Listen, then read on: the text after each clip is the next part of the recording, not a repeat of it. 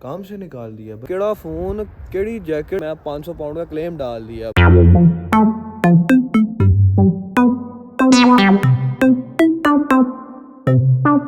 Hello अस्सलाम वालेकुम guys, कैसे हैं सारे। तो यार ये दिन का आगाज़ हो चुका है, हम टैक्सी ढूंढ रहे हैं अपनी, पता नहीं किधर रह गई है। सुबह सुबह का टाइम है, -3 टेम्परेचर है भाई। हमने हल्का सा बर्गर बनाया, 3 एक घंटे सोया हूँ और अभी जा रहा हूँ काम की तरफ।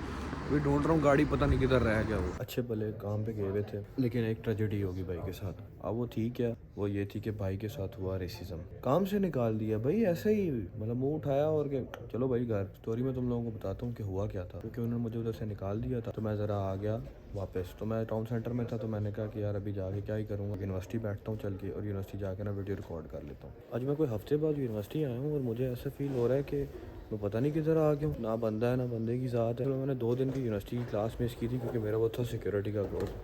तो अल्टीमेटली मेरी हफ्ते की यूनिवर्सिटी मिस हो, क्योंकि लास्ट फ्राइडे को आया था और इस फ्राइडे को मैं इधर था नहीं। तो मैं कोई 1-1.5 हफ्ते बाद यूनिवर्सिटी आ रहा हूँ।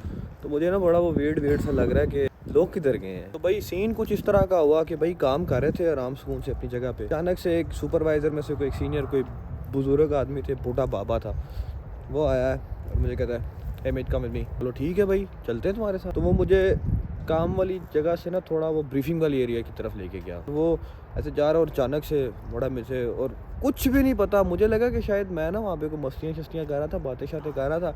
तो उसने देख लिया, तो वो परफॉर्मेंस चेक करने लेकर जा रहा है। लेकिन मैं उस पर कॉन्फिडेंट था कि भाई मेरे सारे टारगेट्स मीट थे। मुझे उसने पूछा वो last chance where the phone and the jacket. मैंने कहा भाई केड़ा फ़ोन केड़ी जैकेट, भाई मुझे कुछ नहीं पता इस बारे में। अब सीन बेसिकली ये हुआ था कि वहाँ पे कोई ना चोरी शोरी हो गई थी।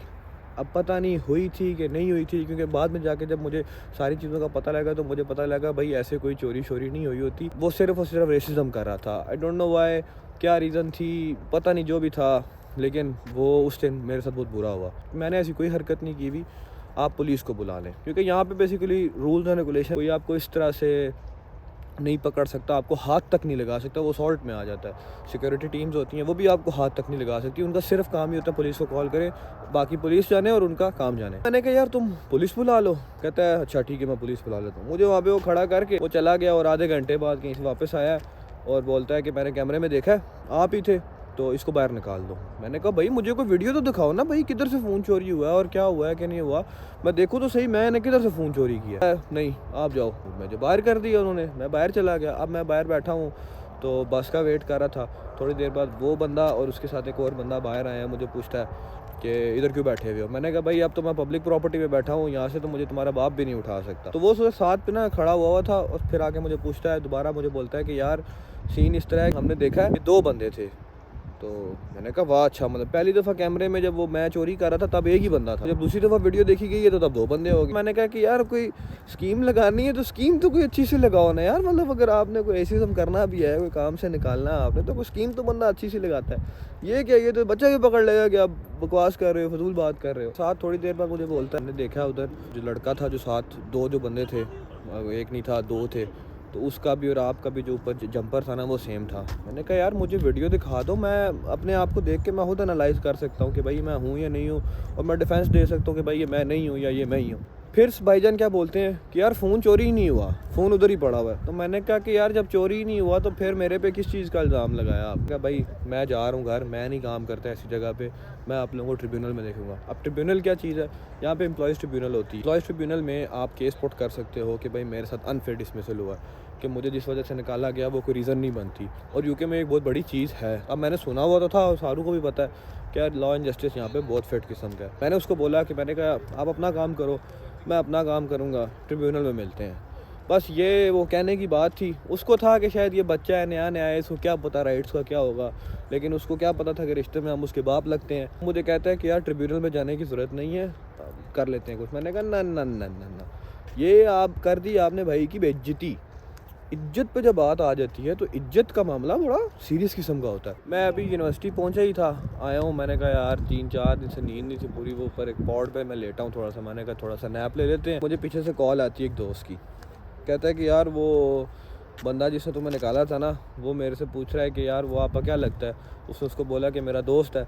कहते हैं कि यार वो हमसे थोड़ी सी मिस्टेक हो गई है, आप उसको ना वापस बुला लें। मैंने कहा मैं कोई नहीं आ रहा भाई, मैं 500 पाउंड का क्लेम डाल दिया। अब कि मुझे भाई पैसे चाहिए, अब ये मुझे डिस्टर्ब कर दिया, मुझे मेंटल इलनेस हो गई है, मैं टेंशन में आ गया हूँ, मेरे आने जाने का एक्सपेंस था, ये था वो था। मैंने उसको 500 पाउंड के क्लेम का बोल दिया, क्योंकि उस बंदे ने अपनी जेब से नहीं देने थे, वो कंपनी की जेब से जाने थे पैसे, और कंपनी हाँ मैं ऐसे पैसे देने नहीं लगी थी।